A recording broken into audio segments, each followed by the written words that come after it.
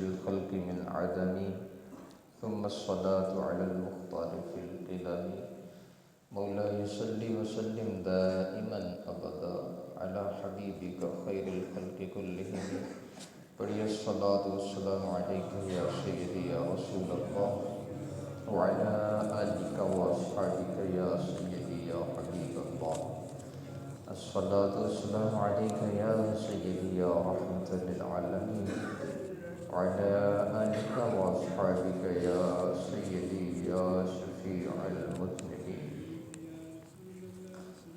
اللہ تبارک و تعالی کے فضل و کرم سے قرآن مقدس کا ترجمہ اور اس کی تفسیر سمجھنے کی ہم سب کوشش کر رہے تھے۔ اللہ تعالی ہم سب کو اچھی نیتوں کے ساتھ قرآن کا سمجھنا نصیب فرمائے۔ سورۃ البقرہ کی آیت نمبر 27 نمبر آیا کل ہم نے سمجھنے کی کوشش کی۔ 28 نمبر آیت آج سمجھنے کی کوشش کرتے ہیں۔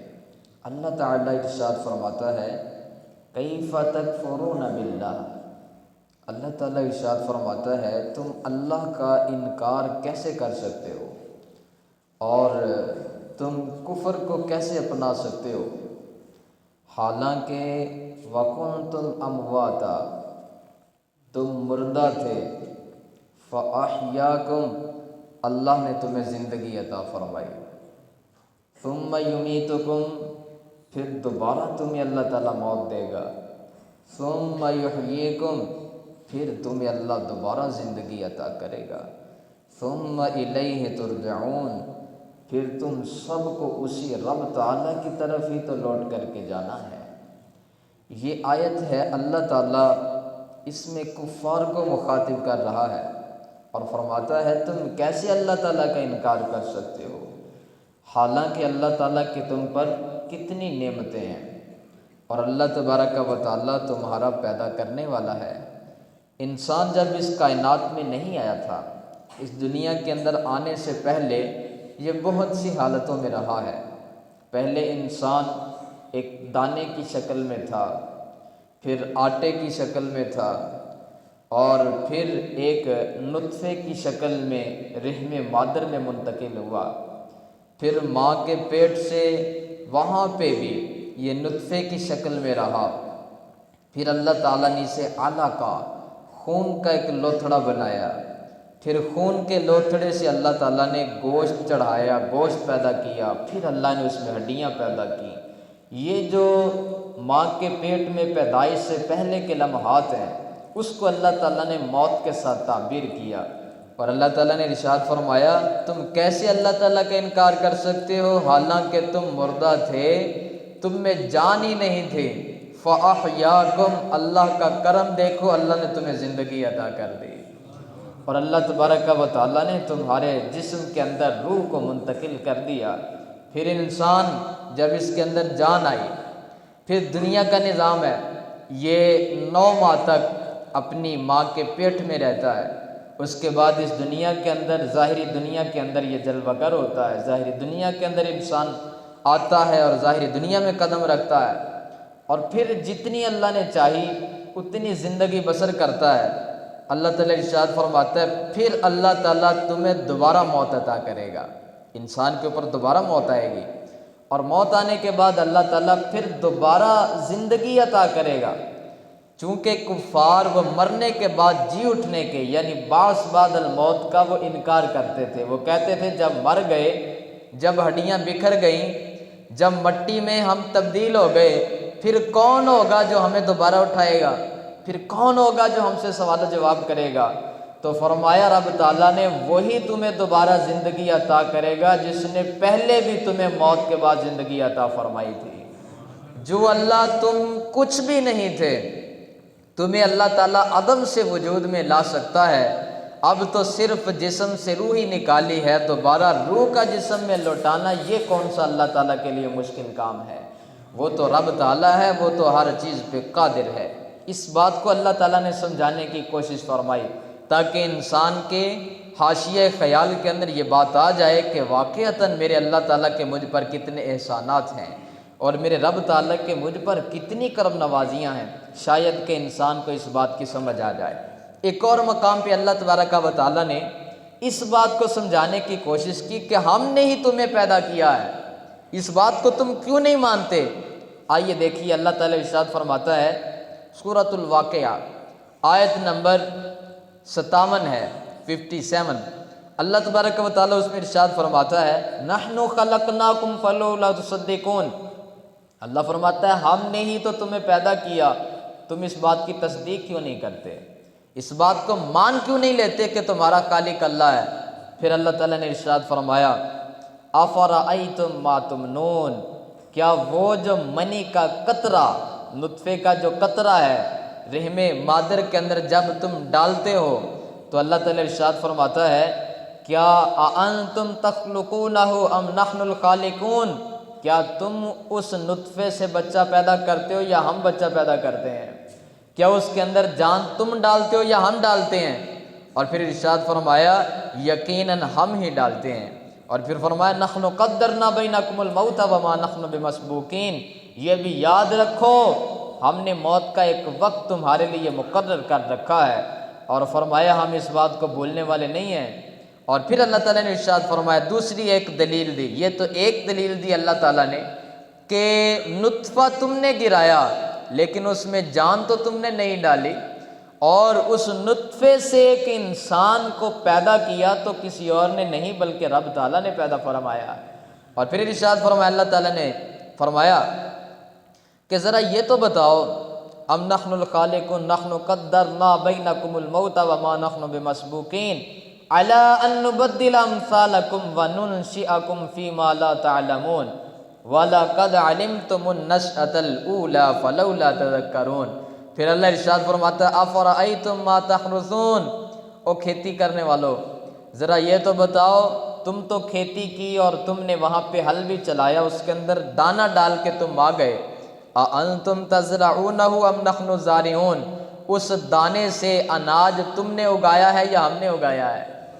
اللہ تبارک و تعالیٰ کا انداز دیکھیے، دانہ تم ڈال کے آ گئے، اگر اللہ تعالیٰ نہ چاہتا تو کبھی بھی اس سے اناج پیدا نہ کرتا، اللہ نے چاہا اناج پیدا ہو گیا۔ تو فرمایا تم نے پیدا کیا ہے یا ہم نے پیدا کیا ہے؟ یقیناً اللہ تعالیٰ نے پیدا کیا۔ اور پھر ارشاد فرمایا أَأَنْتُمْ تَزْرَعُونَ أَمْ نَحْنُ الزَّارِعُونَ لَوْ نَشَاءُ لَجَعَلْنَاهُ حُطَامًا فَظَلْتُمْ تَفَكَّهُونَ إِنَّا لَمُغْرَمُونَ بَلْ نَحْنُ مَحْرُومُونَ۔ پھر اللہ تعالیٰ ارشاد فرماتا ہے پانی کی مثال لے لو، افرأیتم الماء الذی تشربون، کیا وہ پانی جو تم پیتے ہو، اانتم انزلتموہ من المزن ام نحن المنزلون، وہ پانی ہم نے آسمانوں سے تمہارے لیے نازل کیا یا تم خود اتار کر کے لے آئے ہو؟ وہ پانی اللہ تعالیٰ نے تمہیں پینے کے لیے عطا کیا۔ یہ ساری چیزیں اللہ تعالیٰ نے بیان کر کے پھر ارشاد فرمایا کہ یہ بات تم تسلیم کر لو اور اس بات کی تصدیق کر دو کہ تمہیں ہم نے ہی پیدا کیا ہے، اور یقیناً اللہ تعالیٰ کی ذات موجود بھی ہے اور اللہ کی ذات واحد بھی ہے۔ اگر سمجھ میں آئے تو کسی عام دیہاتی آدمی کو بھی یہ بات سمجھ میں آ جاتی ہے، لیکن اگر نہ آئے تو بڑے بڑے پڑھے لکھے لوگ جو اپنے آپ کو سائنسدان اور بڑی بڑی اپنے آپ کو شخصیات تصور کرنے والے، ان کو بھی یہ بات سمجھ میں نہیں آتی۔ ایک خاتون وہ چرخہ کاٹ رہی تھی، اس کے پاس ایک سائنسدان آیا اور اس نے کہنے لگا کہ مائی جان، اس نے گمراہ کرنے کی کوشش کی اور کہنے لگا کہ ذرا یہ تو بتاؤ کیا اللہ تعالیٰ موجود ہے؟ تو اس نے کہا ہاں میرا یقین ہے کہ اللہ موجود ہے۔ کہا اس کی دلیل کیا تمہارے پاس؟ تو اس نے کہا یہی چرخہ اس کی دلیل ہے۔ تو کہا وہ یہ چرخہ کیسے؟ اس نے کہا ذرا یہ بتاؤ، میں نے اس چرخے کو یہیں پہ رکھ دیا، میں نے اس کو ہاتھ بھی نہیں لگایا، تو کہا جب تک میں اسے چلاؤں گی نہیں یہ چرخہ چل سکتا نہیں ہے۔ تو کہا جب یہ چھوٹا سا چرخہ نہیں چل سکتا بغیر چلانے والے کے، تو اتنی بڑی کائنات کا چرخہ بغیر چلانے والے کے کیسے چل سکتا ہے؟ تو کہا کوئی تو ہے جو اس کائنات کا نظام چلا رہا ہے، اس لیے کہا نا کوئی تو ہے جو نظام ہستی چلا رہا ہے، وہی خدا ہے، دکھائی بھی جو نہ دے نظر بھی وہ آ رہا ہے، وہی خدا ہے۔ کہا کوئی ہے جو اس کائنات کا نظام چلا رہا ہے۔ پھر اس نے کہنے لگا کہ اللہ تعالیٰ بتاؤ ایک ہے یا اللہ تبارک و تعالیٰ دو ہیں یا تین ہیں؟ جیسے عیسائیوں کا ایک نظریہ ہے، وہ کہتے ہیں کہ تین خدا ہیں، ایک اللہ تعالیٰ، ایک بی بی مریم پاک، ایک حضرت عیسیٰ علیہ السلام۔ وہ عقیدہ تثلیث کے قائل ہیں، وہ کہتے ہیں تین خدا ہیں۔ تو اس بھائی نے کہا نہیں، خدا تو ایک ہی ہے۔ کہا اس پر دلیل کیا دو گی؟ تو اس بھائی نے کہا اس پر بھی دلیل یہی چرخہ ہے۔ کہا وہ کیسے؟ کہنے لگی کہ دیکھو میں ایک جانب اس کو چلاتی ہوں، یہ بڑے اچھے طریقے سے چلتا ہے، اور یہ سوت میں کاٹتی ہوں اور بڑے اچھے طریقے سے بن لیتی ہوں۔ اس نے کہا اگر ایک جانب میں چلاؤں اور دوسری جانب اس چرخے کو کوئی اور چلانے والا ہو تو یہ جو میں سوت کاٹ رہی ہوں یہ سارا کا سارا ایک کام خراب ہو جائے گا، یہ چرخہ بھی ٹوٹ جائے گا۔ میں دائیں جانب گھماؤں گی، اگر وہ بھی دائیں جانب گھمائے تو سپیڈ تیز ہو جائے گی، اور پھر یہ جو چیز میں بنا رہی ہوں، جو سوت میں کاٹ رہی ہوں، یہ اچھے طریقے سے کاٹا نہیں جائے گا۔ اور اگر میں ایک رائٹ جانب اپنے ہاتھ کو گھماؤں اور وہ لیفٹ سائڈ پہ گھمائے، میں ایک جانب وہ دوسری جانب، پھر کیا ہوگا؟ یہ چرخہ ٹوٹ جائے گا۔ اس نے کہا خدا ایک ہی ہے، اگر اس کائنات کے اندر دو یا دو سے زائد خدا ہوتے، ایک خدا نہ ہوتا، پھر اس کائنات کا نظام درہم برہم ہو جاتا، جس کو اللہ تعالیٰ نے قرآن میں بیان فرمایا، اور فرمایا لَوْ كَانَ فِيهِمَا آلِهَةٌ إِلَّا اللَّهُ لَفَسَدَتَا۔ اللہ فرماتا ہے اگر زمین کے اندر اللہ کے علاوہ کوئی اور خدا ہوتا تو زمین و آسمان یہ دونوں فاسد ہو جاتے اور دونوں یہ ختم ہو جاتے۔ اگر یہ اپنی اپنی جگہ پہ موجود ہیں، اپنی اپنی جگہ پہ قائم ہیں، اور اس کے اندر فساد نہیں ہے، اس کا مطلب ہے کہ اس کو چلانے والی ذات صرف ایک اللہ تعالیٰ کی ذات مبارکہ ہے۔ اس لیے اللہ تبارک و تعالیٰ اس کائنات کا نظام چلا رہا ہے، اور اللہ تعالیٰ نے دلائل کے ذریعے سمجھانے کی کوشش کی۔ فرمایا تم مردہ تھے، اللہ نے زندگی دی، پھر تمہیں موت دے گا، پھر زندگی عطا کرے گا، اور پھر اللہ تعالیٰ نے آخر میں ایک بڑی چوٹ لگائی انسان کے دل پہ جو کفر کی غلاظتوں کے اندر پڑا ہوا ہے۔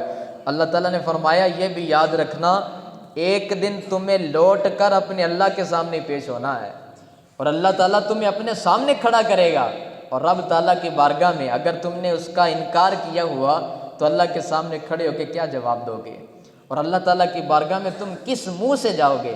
اس لیے انسان کے دل پہ اللہ تعالیٰ نے یہ گہری چوٹ لگائی۔ اس لیے میرے بھائیوں ہم بھی یہ ذہن کے اندر رکھیں وَإِلَيْهِ تُرْجَعُونَ، ہم سب نے اپنے پروردگار کی طرف لوٹ کر کے جانا ہے، اس کی بارگاہ میں کھڑا ہونا ہے۔ اس نے جو زندگی عطا کی یہ ہم نے کن کاموں کے اندر بسر کی، اللہ کے سامنے جواب دینا ہے۔ اللہ نے مال دیا، کہاں سے کمایا، کہاں پہ خرچ کیا، ہم نے جوانی کیسے گزاری، یہ سارے سوال و جواب ہیں جو ہم نے اللہ تعالیٰ کی بارگاہ میں پیش ہو کر کے دینے ہیں۔ اس لیے اللہ تعالیٰ سے دعا ہے اللہ ہمیں اپنی اس بلند و بالا بارگاہ کے اندر اللہ قرب نصیب فرمائے، اور اللہ تعالیٰ اپنی بارگاہ کے اندر ہمیں کامیابی اور کامرانی سے ہمکنار فرمائے۔ آمین بجاہ النبی الامین الصلاۃ والسلام علیک یا سیدی یا رسول اللہ وعلی آلک واصحابک یا سیدی یا حبیب اللہ، الصلاۃ والسلام علیک یا سیدی یا رحمت